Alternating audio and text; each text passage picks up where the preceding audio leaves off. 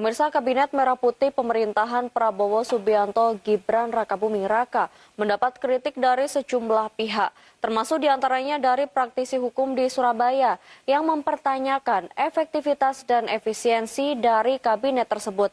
Bahkan Kabinet Prabowo Gibran ini dinilai seperti bagi-bagi kekuasaan dan bisa memboroskan anggaran keuangan negara.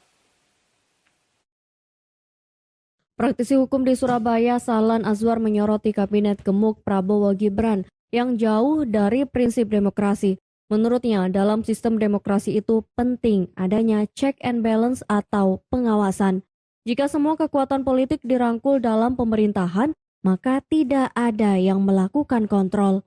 Sahlan Azwar menyampaikan kekhawatirannya terkait kompromi di kalangan elit politik. Kompromi ini seringkali lebih mengutamakan kepentingan pribadi elit politik ketimbang kesejahteraan rakyat.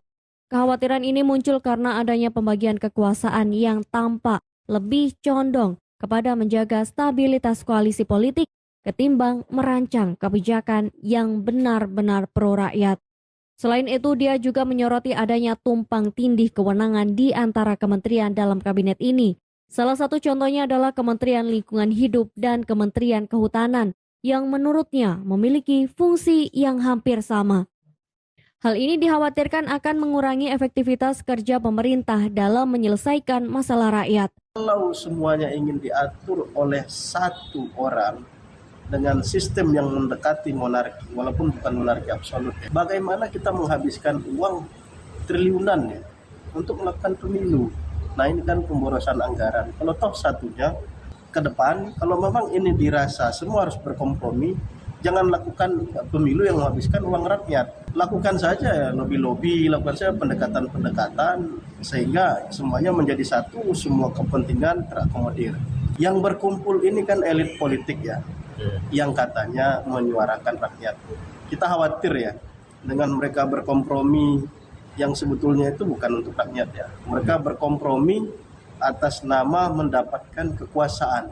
Nah, ini kan menjadi masalah ya. Ini tentu akan menjadi masalah bagaimana nanti kantornya, bagaimana karyawannya, bagaimana negara dibebankan sedemikian rupa berupa gaji, keuangan, dan PNS.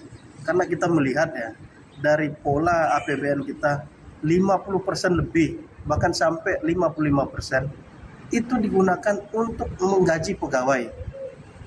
Bagaimana negara ini akan jalan kalau seluruh uangnya ternyata untuk menggaji pegawainya? Ini kan menjadi masalah. Apa yang akan dilaksanakan untuk melakukan kesejahteraan rakyat? Untuk itu bagaimana dengan kabinet yang besar ini juga akan membayar mereka, seluruh fasilitas mereka, ini kan menjadi persoalan. Sahlan juga menekankan pentingnya keberadaan oposisi yang sehat untuk menjaga agar demokrasi tetap hidup di Indonesia. Tanpa adanya oposisi, dirinya khawatir bahwa penyimpangan-penyimpangan dalam pemerintahan tidak akan terungkap dan ujung-ujungnya rakyat yang akan dirugikan. Dari Surabaya, Ali Husnan melaporkan.